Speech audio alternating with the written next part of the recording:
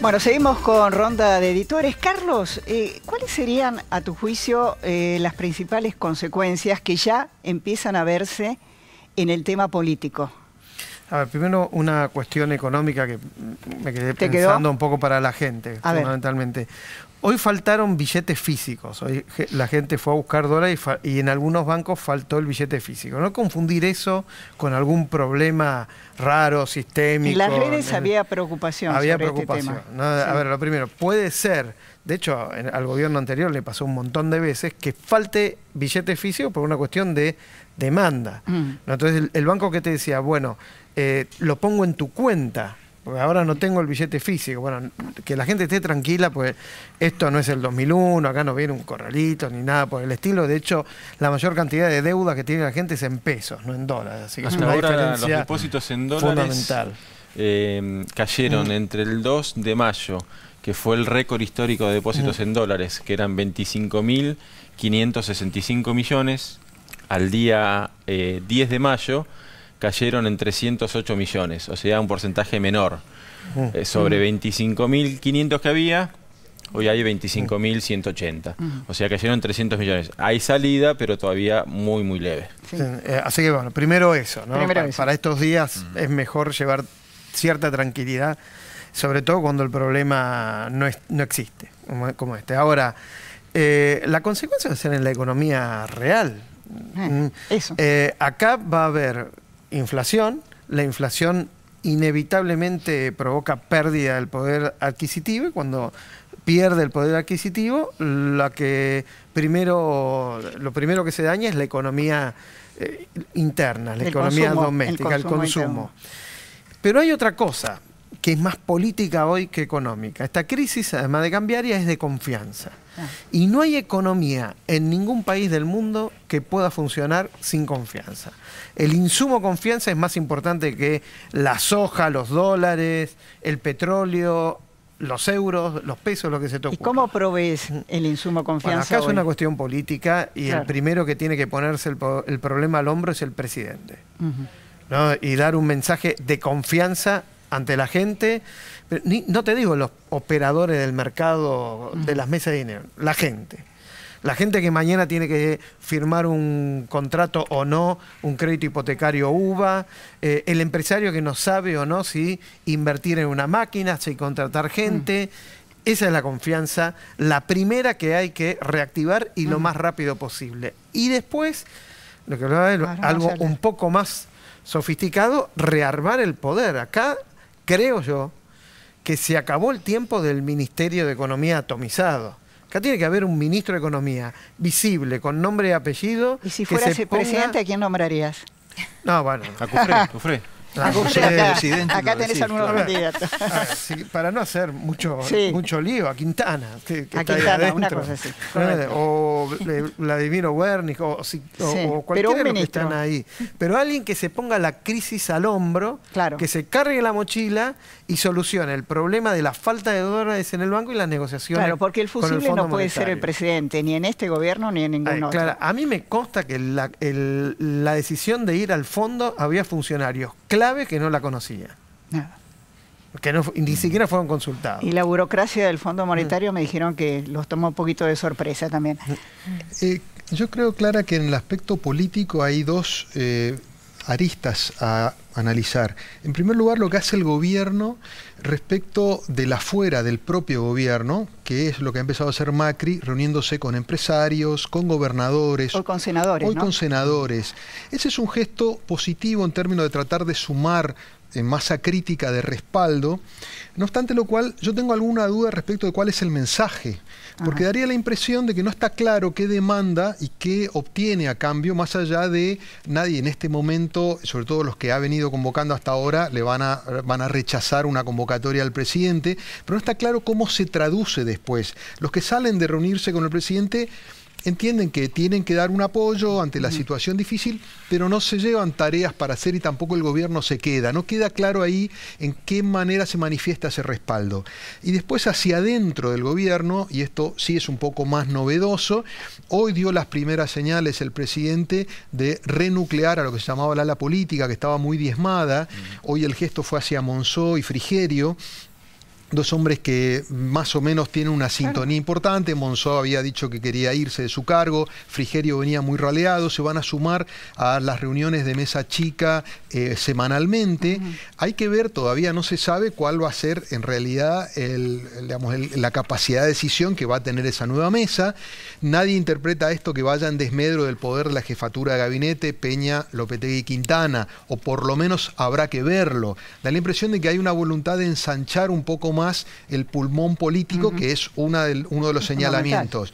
No veo por el momento, lo que decía Carlos recién, voluntad de modificar el esquema de estructura del equipo económico, ¿no? De volver a concentrarlo en una única figura. Eso yo todavía no lo veo. Silvia. Sí, coincido con Jorge, que no parece haber ese movimiento en cambios en el equipo, tampoco en el Banco Central, porque había también dudas acerca de la continuidad o no de Sturzenegger. Porque decían que Quintana y Sturzenegger han tenido fricciones. Sí, Marcelo Bonelli escribió muchos artículos contando justamente esas fricciones, pero no, aparentemente el equipo continúa. Ahora, hay una preocupación en la economía real, como decía Carlos. La principal preocupación de los empresarios es hoy, más que el dólar, porque puede ser un dólar conveniente en la medida que los costos no se ajusten rápidamente a la inflación, más que el dólar es la tasa de interés. Es una tasa superlativa, muy alta. Las pymes hoy, para pagar cualquier cosa, para cualquier capital de trabajo, 42%, es un 100%, claro. Cualquiera que tenga una deuda con las tarjetas de crédito, que digamos, llega a pagar el mínimo, las tasas llegan al 80%, o sea, es una locura. ¿A cuánto llega? Al 80% las tasas financieras, a veces más.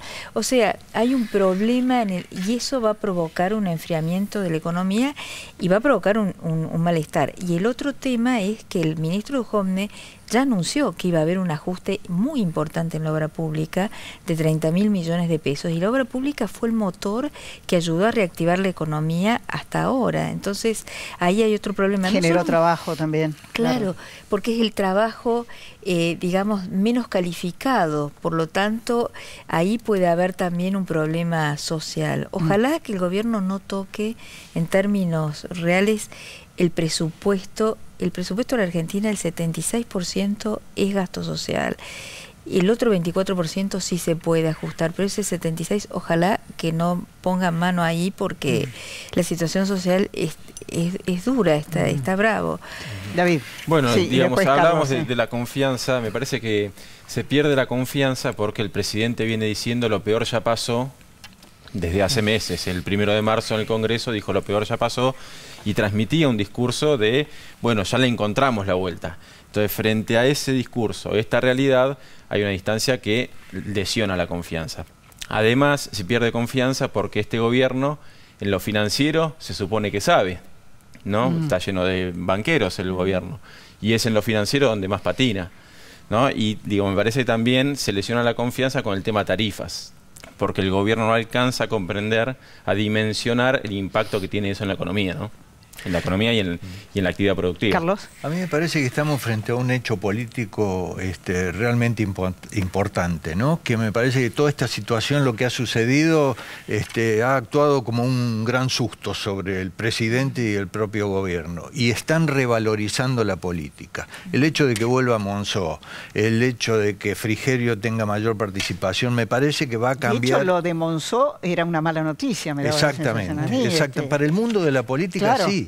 Y además esto de que no se sabe qué hay a cambio o cómo van a respaldar, por ejemplo, los gobernadores y los senadores hoy. Los senadores, la mayoría de los bloques, salvo dos, firmaron un documento. Sí. Y esto se va a traducir con, por ejemplo, la ley para retrotraer las tarifas que aprobó diputados, no se va a tratar en comisión estos días, va a pasar a fin de mes, y de acá a fin de mes o dentro de un mes la situación puede cambiar. De manera que a mí, yo tengo expectativas favorables acerca de un cambio en la actitud política del gobierno, que se dé cuenta que si no hay una negociación directa con los representantes de la oposición, no va a poder salir adelante. Los gobernadores también han asumido un compromiso bastante grande. Yo creo, Carlos, yo soy un poquitito más escéptico respecto de los compromisos. ¿Estás más escéptico que en promedio de la mesa? Bueno, puede ser. No, vos sos más crítico. Bueno, es lo Vos mismo sos que sea crítico, deseado. él está escéptico. Hay una diferencia entre crítico No, escéptico respecto de digamos, me da la impresión de que primero hay que ver qué pasa con el proyecto de tarifas en el Senado. No me queda claro si efectivamente lo van a postergar o no.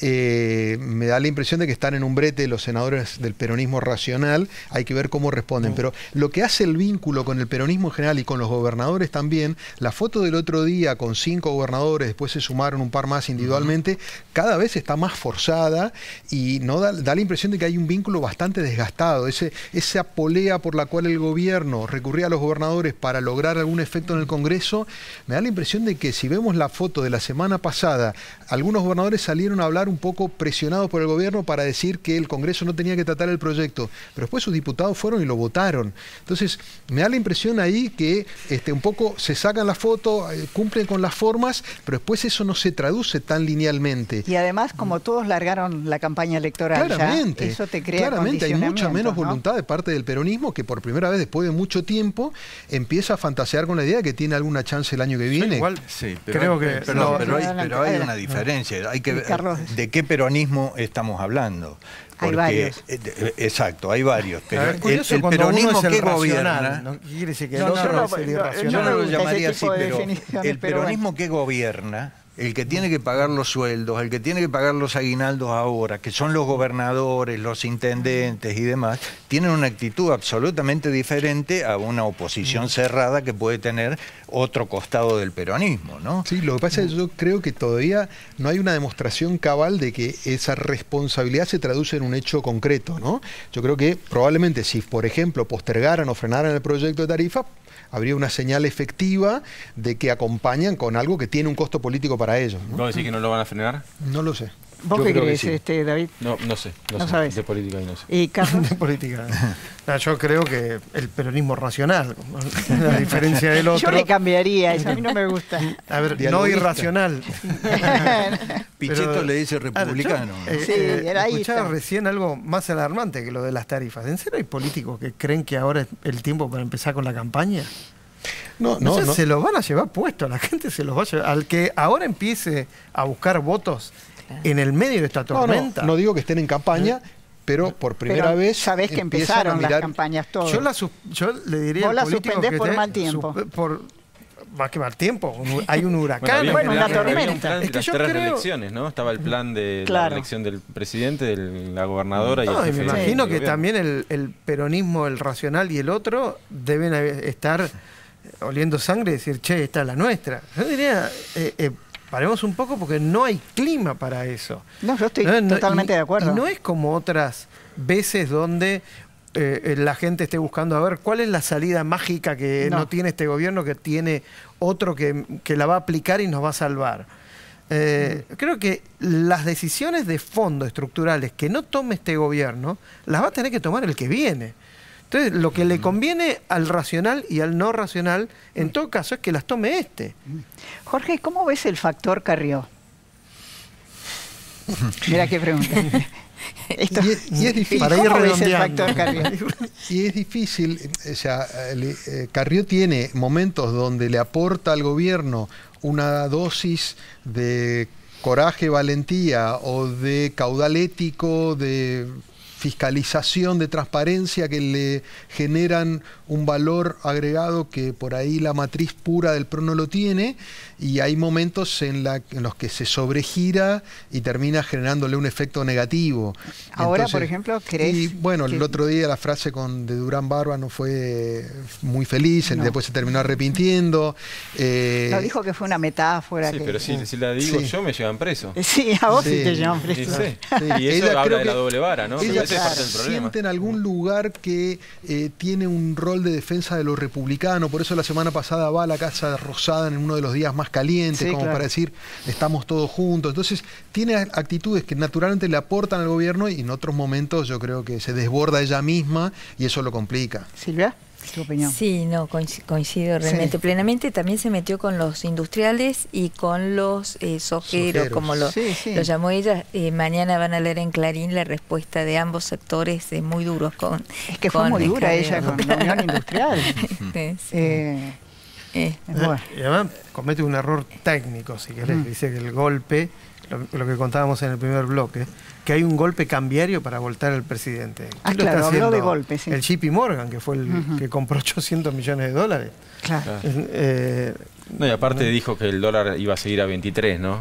Ya quedó desactualizado. Lo dijo hace 2 o 3 días. Sí, hace 2 o 3 días dijo que el dólar quedaba a 23. Una cosa cortita que me querés decir sobre Carrió, porque quiero presentar 2 temas más. No, sobre Carrió prefiero no decir nada.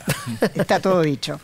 Bueno, ustedes saben que mientras acá estamos trabajando este programa, se está realizando una cena en el Bauen. Los que quieren participar tienen que pagar 300 pesos.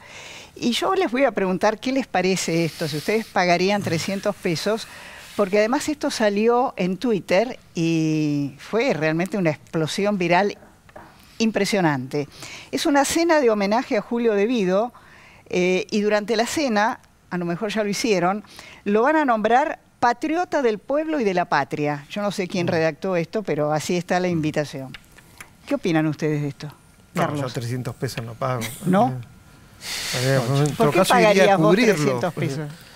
Carlos. No, a mí me parece que estos episodios así aislados, las declaraciones de Carrió en ese contexto, esto de De Vido y demás, son anécdotas de la política que nos preocupan solamente a nosotros. A la sociedad eso no le importa. Es decir, la realidad se ve de una manera desde la política y de otra manera desde la sociedad. Y la sociedad, estos episodios pequeños, la gente va a trabajar, se levanta temprano, trata de llegar a fin de mes, su mayor problema es la inflación, y a ver si renegocian las paritarias para poder por lo menos atenuar los efectos de la inflación. Esas son las preocupaciones reales de la gente. Pero el homenaje a De Vido, lo que dice Carrió de hay que matar a Durán Barba, son anécdotas políticas para nuestro consumo. Igual hay un dato directamente vinculado con esto que yo creo que deberíamos remarcar, que ha sido el silencio de Cristina Kirchner, una retracción de la escena pública que yo creo que dejó quizás un poco más suelto al gobierno sin alguien con quien confrontar, ¿no? Estratégicamente, ¿crees que es acertado? A mí me da la impresión de que sí, claramente. Ella siempre, cada vez que aparecía, por estilo, por su pasado y demás, contribuía a generar un contraste con el gobierno, que el gobierno siempre lo utilizó muy bien. Entonces, su ausencia pública en este episodio me parece que habla de un cambio de estrategia de ella, pero en todo caso al gobierno le complica un poco su dialéctica comunicacional, ¿no? Y sobre el final de este bloque, a mí me gustaría plantearles un reportaje que le leí hoy a Carlos Rottenberg. Carlos Rottenberg dijo en un momento determinado, en una nota que le hacen en Infobae, que él se siente apenado, triste y con miedo hoy en el país, pero también considera no ético seguir echando leña al fuego. A mí me pareció interesante este concepto de no ético, porque yo lo que observo de ambos lados, lo dije al comienzo del programa, que hay como una sobreactuación que tiene que ver con sacar réditos personales, digo, de un lado y del otro, que no le hacen nada bien al país, porque en definitiva estamos jugando el futuro de la Argentina. Yo no sé si ustedes coinciden con esto. Plenamente. Me parece que está muy bien, es un aporte de Carlos Rottenberg, en el sentido de que, a ver, si hay algo, los países que pasaron por crisis salen con pactos sociales, y ahí no importa digamos, la grieta, el caso más, bueno, el pacto de la Moncloa. Los grandes consensos. Acá el tema es qué va a decir el FMI, ¿no? Porque si el FMI impone condiciones como una reforma laboral o una reforma previsional o un ajuste de 300.000 millones de pesos, que es lo que se está hablando, y bueno, ahí va a haber ganadores y perdedores, ¿no? Bueno, ya me están diciendo que me tengo que despedir. ¿Coincidís? Sí, Rottenberg. Sí, claramente es un momento difícil y que es mejor manejar con mucha cautela y resolviendo primero lo urgente, después va a venir lo más difícil, ¿no? Prudencia y cautela que no vemos en todos los medios y todos los colegas. A los 5, muchísimas gracias por haber estado en esta comienzo de la tercera temporada de Ronda de Editores, y vamos a seguir porque después de la economía, la preocupación fundamental de la sociedad es el tema de la inseguridad. Vamos a ese bloque.